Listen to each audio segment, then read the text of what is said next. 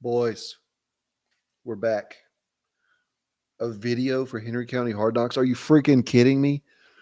And it's going to be the first mock draft little video that we've ever done for this. This is an exercise I participate in every single year when it comes to this league because we are a keeper league. I try to predict who everybody's going to keep. So just putting this out there right off the bat, I don't know if this is everyone's keepers. This is just what I think will happen, not what I think should happen, just what I think will happen. And I try to get into y'all's heads basically and figure out how you're going to draft, which then informs obviously my draft strategy. So I'm going to do this. Hopefully, it's purely just for entertainment purposes. I don't necessarily know that this is what y'all are going to do because y'all surprise the crap out of me every single year. I just did a 19-minute video that was actually like the computer-based drafting, and I was the one drafting at spot 4, where I'm going to be drafting in 2025. And it was weird. Like team 1 is Cam.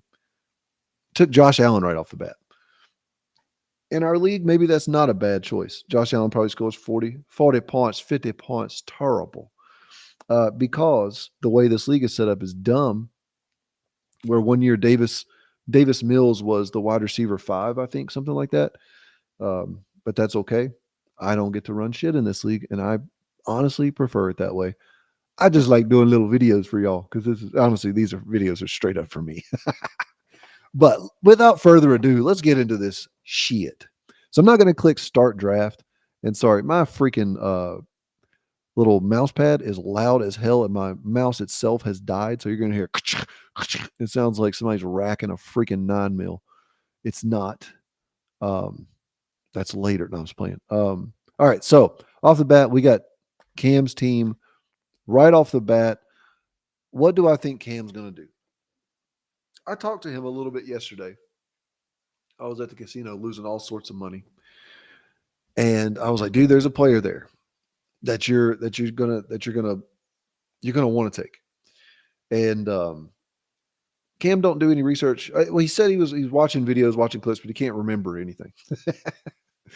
So I'm just gonna say what I think will happen is the ADP is gonna push up Ashton Genty to end up being basically like a 107, 106, 107 sort of pick. And this will all vastly change as we get closer to September. So I'm going to say Cam goes Ashton Genty at the 101. All right. Picking second. Give me 2 seconds. Let me pull this up. I think it's Jason. Yep. Picking second is Jason. He's got Amon-Ra St. Brown, Nico Collins, and it was a toss up between Nico Collins and this guy, Malik Neighbors, for who I thought he would keep because he had all 3 of those on his team. This makes his decision a lot easier. I think he takes Malik Neighbors and just, excuse me, and just goes ahead and completes that 3 stack of wide receivers because that is pretty important. They go quickly, and obviously you see that let's see, 1, 3, 5, 6, 7, 8 of the top 8 top-ish wide receivers got kept from last year. So that depletes the pool even further. All right, so up next is Corey. He's got CeeDee Lamb and Tyreek Hill. Corey, I know for a fact in this league, is a freaking 0 RB guy. So if I'm him, if I'm getting in Corey's head, I'm between Drake London and AJ Brown. Corey, I think, likes a little bit of volatility. And with CeeDee Lamb, you got a massive amount of just floor. Huge, huge, huge high floor. So I think AJ Brown provides a higher ceiling than Drake London does, where Drake London provides a higher floor, excuse me. So Corey will probably go AJ Brown, but I think it'll be between one of those two. So let's do this. I've got Jahmyr Gibbs and Derrick Henry, 2 premier running backs there.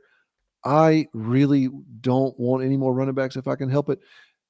To be honest with y'all, I'm going to be between, if it falls just like this, I'm going to be between Drake London and Trey McBride.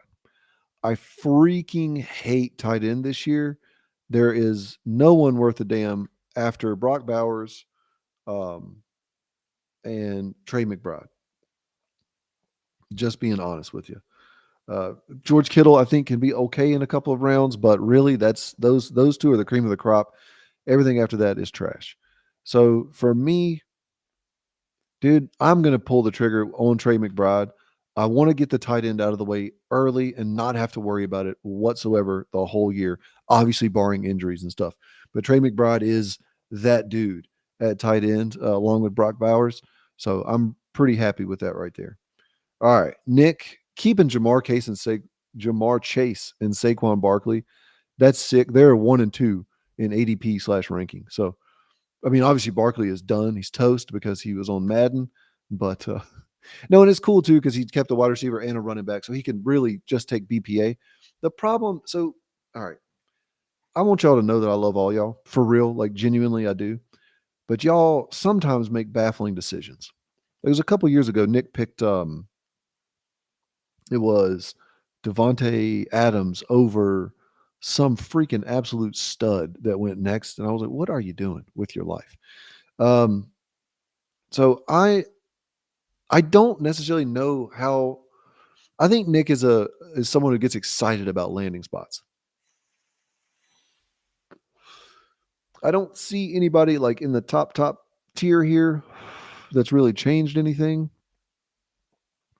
I know he is a homer too. He loves his Jets, so he may be tempted to go Garrett Wilson this early. But I'm going to say he does some pretty sensible stuff. Um, let's say he goes Drake London. Let's say he goes Drake London. And then we got Josh Mitchell up next, keeping Brock Bowers and Christian McCaffrey. Man, those like on paper, I was like, ugh, what? How gross. But I'm like, actually, that's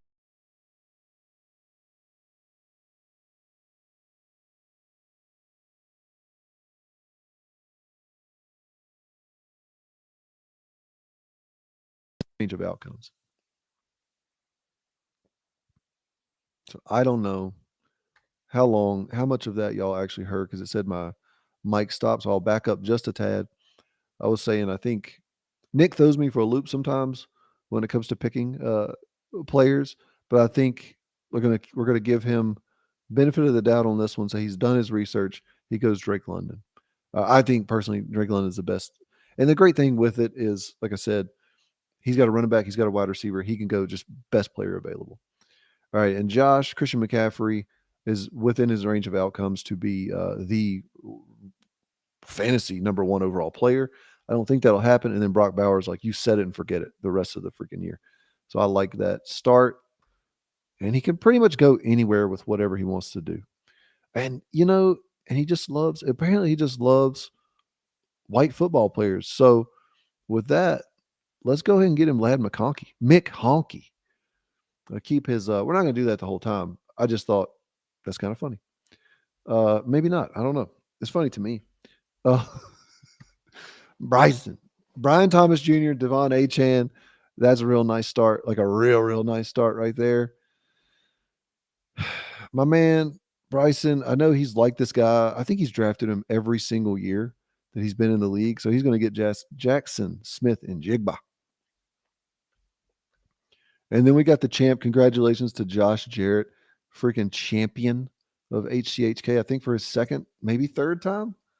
He's just a juggernaut, folks.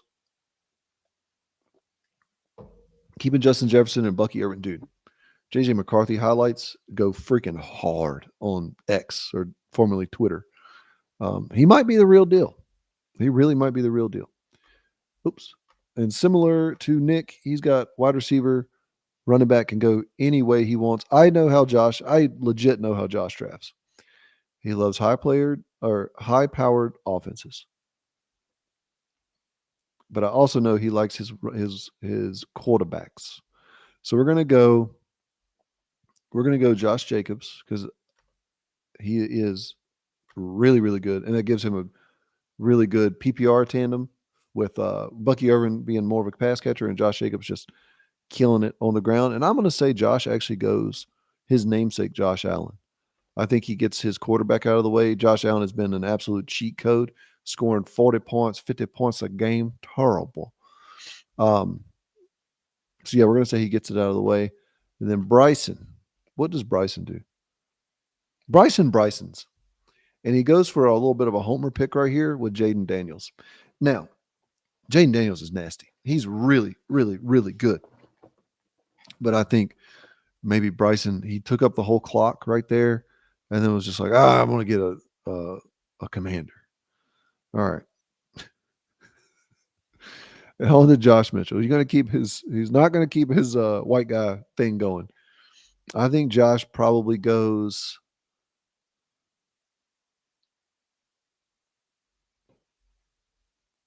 I think Josh probably goes Jonathan Taylor here. Old, freaking reliable. You got a couple of older fellows at running back. I like it. Team 5 is Nick. Nick, I know, is a homer, like a mother. So he's going Garrett Wilson for sure. And then we got Eric. I don't want T. Higgins as my wide receiver 1. I really just straight up don't. I don't want Terry McLaurin as my wide receiver 1. I think there's too much volatility. I think don't think he's ever had any more than before last year. Let's take a look here. Yeah, before last year, his high in touchdown receptions was 7, more along 4 or 5. He's going to bounce back down. Like, I know obviously Jaden Daniels is fantastic. But yeah, I just can't. He has been really good though, hasn't he? I'm gonna actually go Kyron Williams here. Finish it, like completely round out this. Now we're done essentially for running backs. Even though I'm gonna say running backs are really, really deep this year. Um, I'd like to get 3 just stud workhorse guys. Obviously, Jahmyr Gibbs workhorse can be debated, but he's so talented it don't really matter. And then obviously me and Corey have a difference in philosophy. He's taken, and me and Jason. Um, them two got all wide receivers. I got nothing but, nothing but running backs and my boy, Trey McBride. But Corey here, I think it wouldn't surprise me if Corey goes Chase Brown. Chase Brown's kind of been the darling of like the internet. So sorry, internet stuff. I know Corey's a avid podcast listener or fantasy football podcast listener, and they've been all the podcasts raving about Chase Brown. So it wouldn't shock me if he gets the running back tied to the Cincinnati Bengals offense. That's never a bad idea. So we're going to go with that. And then Jason here. I mean, I think Jason can hold a vendetta. For sure, he can hold a grudge when it comes to fantasy players. But I see a running back here that's been his boy before. It's been his dude. And I'm curious if he would, you know what? I'm going to give Jason the benefit of the doubt. Not benefit of the doubt. That's not the right way to say that. But I think Jason sees what he's got already. St. Brown, Collins, Neighbors. And he goes, Terry McLaurin could fit in really well right there. Either him or T. Higgins, but Jason's always been a give me the wide receiver 1 sort of guy on a team. And man, that is a sick receiving core off the bat. And then we got Cam right here. Cam, oh man, I could see Cam going a lot of different ways. I'm gonna say he takes Mike Evans. That's a little bit of insider knowledge there from anyways, from our conversation yesterday. He goes Mike Evans, and then I want to say he follows him up with, I think he pulls the trigger on Lamar Jackson right here. Yep. I know he's kind of a closet Ravens fan, a little bit. So he's taken Lamar Jackson and he's done. All right. So Cam is done. We got, so the player that I was between that Jason has a vendetta against is Breece Hall. I think we let bygones be bygones and say, yep, Breece Hall he's good to go. All right, on to Corey. So I don't think Corey can let T. Higgins slip this far. I think he goes T. Higgins. Even though he's a 2 on the team, he's still one of the most talented wide receivers. And it kind of it sets a path up for Corey to potentially take Joe Burrow. And I think Corey is pretty smart with that sort of stuff. Knows he can maybe get him in the next round. Yeah, we're gonna go T Higgins there. And then that just kind of screws me because I'm like, damn. So between my pick where I was like kind of struggling, three basically the three wide receivers that I were thinking about getting go off the board. We do still have Marvin Harrison Jr. left right there. I'm going to take him. I don't know how good he is. I do believe he can bounce back from his relatively disappointing rookie season. I think it was only disappointing based on expectations. All right. On to Nick's team, Nick's team here. Shit, I forgot what you got. He's got one. He's got Jamar Chase, Saquon Barkley, Drake London, Garrett Wilson. I think this is a pretty easy trigger pull for him for James Cook. And then Josh Mitchell, I think he's looking wide receiver probably. He's looking at, I think there's if I remember correctly, Josh is kind of get excited about kind of buys into the hype. So let's go DJ Moore. And I think that hurt Bryson's feelings there because I think he was probably looking at DJ Moore right there. But this right here seems like the spot for Bryson to do something a little silly and go DK Metcalf. I definitely think Bryson's good for at least two or three of those each season. So that's what we're going to go with right there. And then we're looking probably wide receiver. Josh is probably looking wide receiver here, but Josh is pretty good at like best player available. I think Josh probably sees Devontae Adams right there. I was like, I do like that.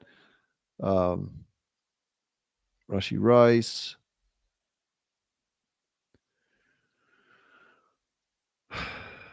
I think Devontae Adams is probably the pick. All right, so I'm only going to do 3 rounds. I'm not going to keep going through all that shit and boring the shit out of all y'all.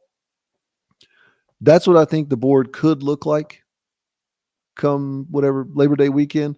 I highly doubt it is going to look like that, but there you go, boys. Just wanted to, I don't know. I was just bored at the house and wanted to do one of these. Anyways, let me know what y'all think. And as always, be good. And if you can't be good at it. Love y'all.